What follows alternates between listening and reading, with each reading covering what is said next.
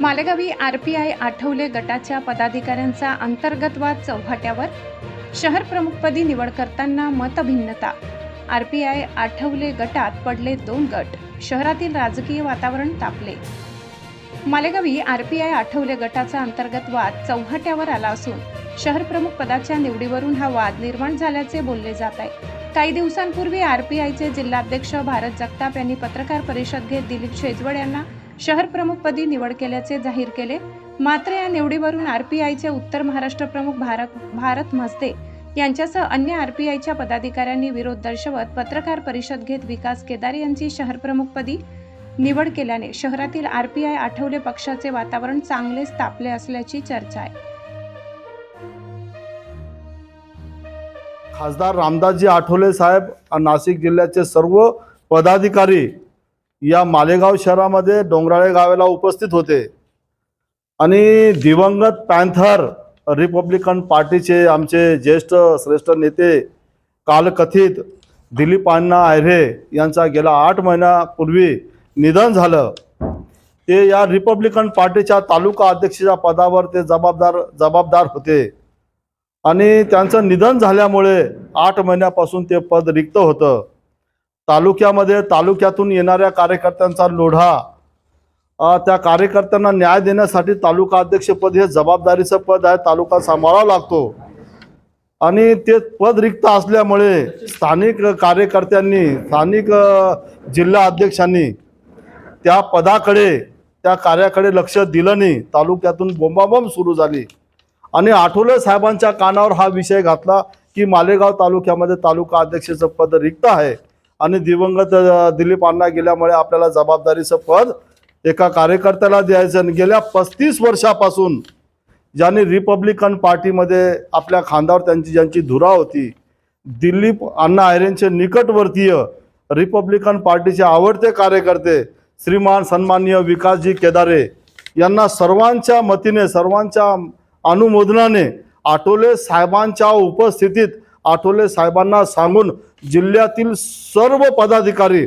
अमोल पगारे जी असतील, संजय भालेराव जी असतील, मी आठवले साहेबांच्या हातामध्ये 15 तारखेला तालुका अध्यक्ष या पदाचं पत्र त्यांच्या हातात देऊन या विकासजी केदारे यांना तालुका अध्यक्षपदी मी नेमणूक केली होती आणि तो संपूर्ण अधिकार माझ्याकडे, मी उत्तर महाराष्ट्राचा उपाध्यक्ष असल्यामुळे इथल्या स्थानिक निष्क्रिय पदाधिकाऱ्यांनी ते पद न भरल्यामुळे मला ते पद द्यावं लागलं आणि ते सर्वांच्या अनुमतीने विकासजी केदारे यांना मी रिपब्लिकन पार्टीच्या तालुका अध्यक्षपदी त्यांना जबाबदारी नेमलेली आहे.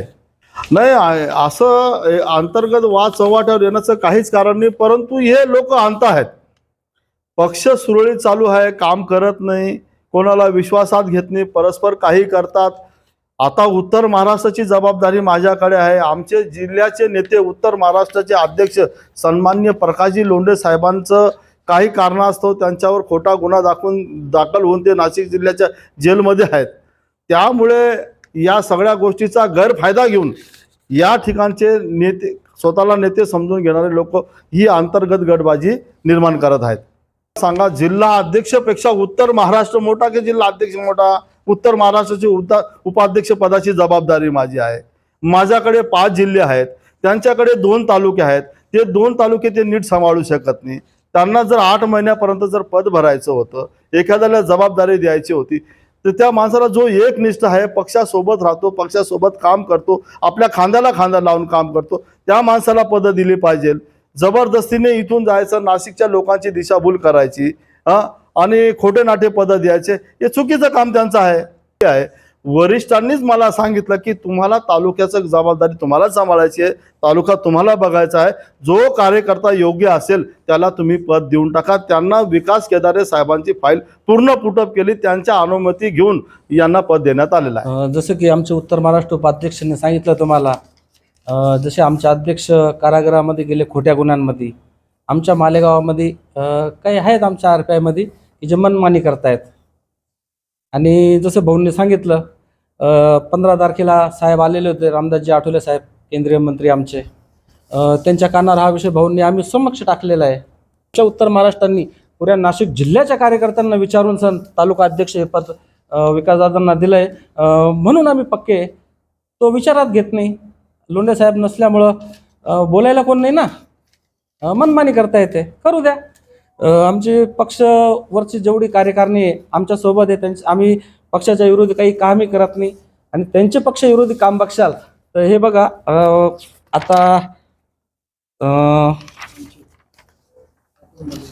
महापालिकाचं इलेक्शन झालं, पक्षाला न विचारता वंचितला पाठिंबा दिला त्यांनी. ही पक्षविरोधी कारवाई आहे. हे आम्ही वरिष्ठांना बी कळवलेली आहे. तर या ठिकाणी आठवले गटातर्फे किंवा रिपब्लिकन पार्टी ऑफ इंडिया ही एक चांगली पार्टी आहे आणि या पार्टीत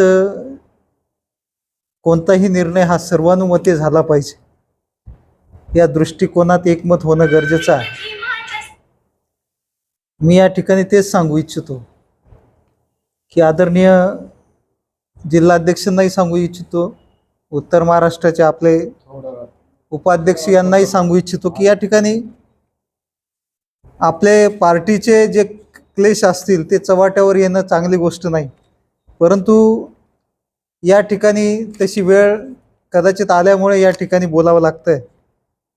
परंतु आमची कार्यकारिणीचे जे पदाधिकारी आहेत, उत्तर महाराष्ट्राचे उपाध्यक्ष आदरणीय भारतभाऊ मजदे, सुशीलभाऊ उशिरे,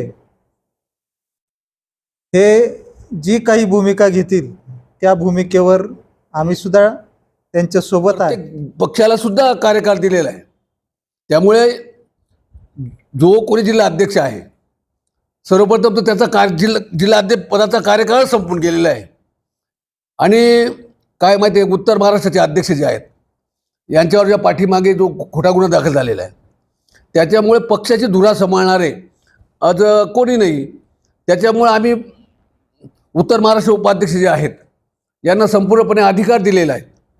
आणि आम्ही पक्षाबरोबर एकनिष्ठ आहोत. आम्ही काही कोणाच्या दावणीला बांधलेले नाहीत.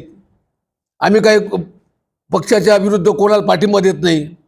त्यामुळे जे काही चाललं आहे ते अधिकृत नाही, फक्त मनमानी. जसं आमचे आता सुशील भाऊ युवा जिल्हा अध्यक्ष जे आहेत, पक्षाला सालदार लागतो, सालदार.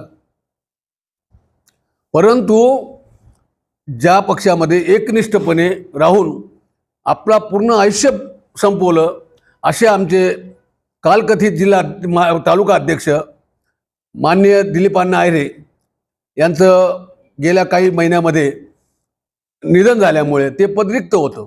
तर आठवले साहेबांनी आम्हाला आदेश दिले की तुमच्याकडे उत्तर महाराष्ट्राचे उपाध्यक्ष आहेत, त्यांच्या माध्यमातून तुम्ही त्यांना तालुका अध्यक्षपद भरून घ्या. मग त्यामध्येतून आम्ही विचार केला की जो पक्षामध्ये 35 वर्षांपासून एकनिष्ठ आहे त्या व्यक्तीला जर आपण पदोन्नती दिली तर काय हरकत आहे. हो, मी वरिष्ठांना माहिती दिलेली होती. माझ्याकडे नंबर आहे, आपण काकासाहेब खंबाळकरांना विचारू शकता की 10-12 दिवसा अगोदरच माहिती पण दिलेली होती, पद देण्याच्या दिवशी पण माहिती दिलेली होती.